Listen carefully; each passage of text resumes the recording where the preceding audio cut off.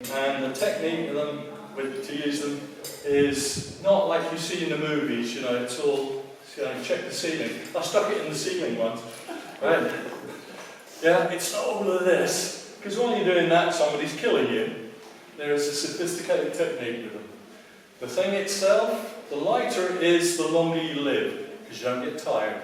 Therefore, the good ones are relatively light, the tourist shop ones are heavy.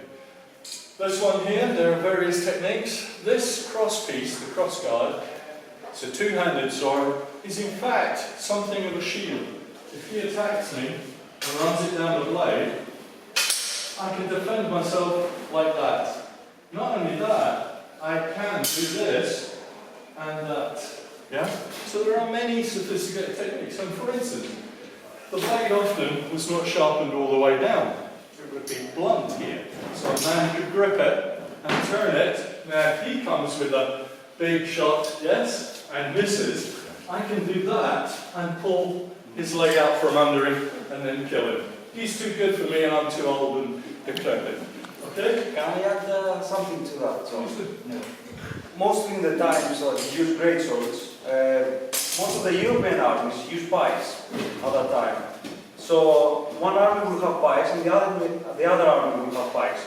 So in order to use these, people will go from the sides and try to block the pikes and create gaps on the line. So the other men can't push through. That's the most effective use for this weapon. Because when you are in the army and on the battlefield, it's very difficult to swing this weapon around. You probably cut your own friend. So it's mostly as a push weapon for various objects, or create havoc for the cavalry. But also a technique that we kind of explain. It's a very simple thing. It's the cosmetic surgery thing. So if he attacks me and goes for the headshot, I can block it. Yeah, I'm safe, and he thinks he's got an advantage. Until I do that, I end up like that. Okay? So, with that very handy, it's a good thing, but it has the limitation of being heavy to use, so you tire quickly. Now, in the day, Scots steel was space age. You were a magician if you could make a long blade. So if they got broke, or as fashion changed, you wanted a quicker, handier, more athletic adept sword, these became outmoded and they became replaced with what some people now call a claymore. It's in fact the basket hilt broadsword. This is Alex, by the way, and the beautiful woman over there is Athena. So we're feeling all over the place. Hello again. This, as you can see, is a basket hilt broadsword. You can see, very simple because it's got a basket to protect your hand. These two things here are quillins, but they could be used to basically trap and break other swords. Lads? Oh, he wants me to fight him. I've got a bad knee. I've got a bad back. What are you doing? This is the battle of the decrepit, okay? Right. So, what we do?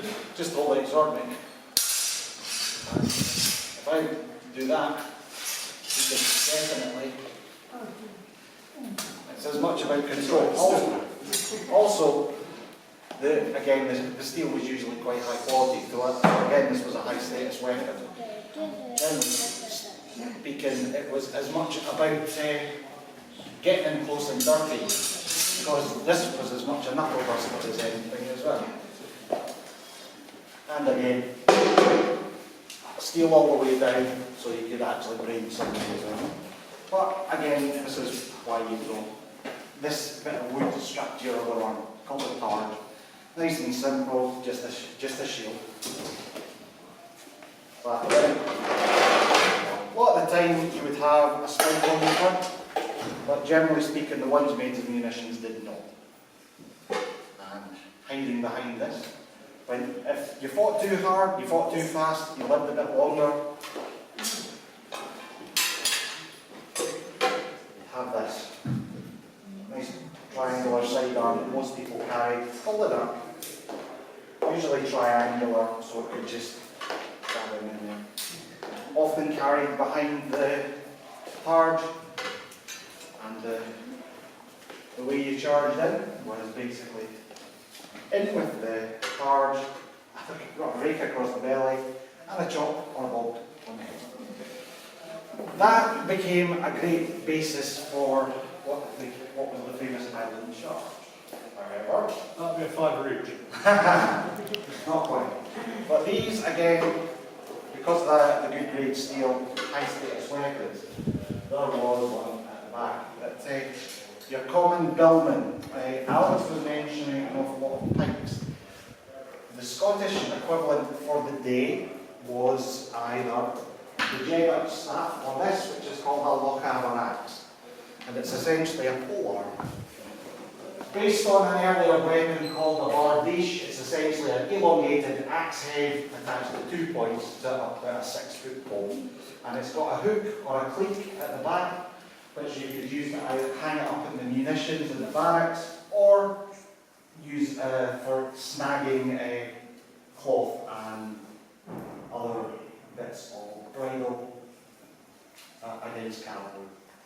It gave a long reach to what may otherwise have been a very short-ranged army at the time. But these were very much outmoded by the time of the later Jacobitic rebellions when muskets came into use. Just a wee thing here. You may have seen these at weddings down the south. Ski and do, very common. Nice gift. Worn wrongly. Down the south, have you ever done a Highland dancing? Ski and do's go everywhere. Ski and do was a little secret knife. Ski and do in Gaelic means the black knife. Not black, black for its use. Secreted up under the oxters. Yes? So if in the circumstances where you need to, you knew you still had a wee weapon that perhaps not only could you cut your dinner with it, but you could fight your way to the door where, for courtesy and hospitality, a fighting man would have left his sword and his weapons. It's just part of the old culture. Ski and do. Which is entirely what we're going to do because we're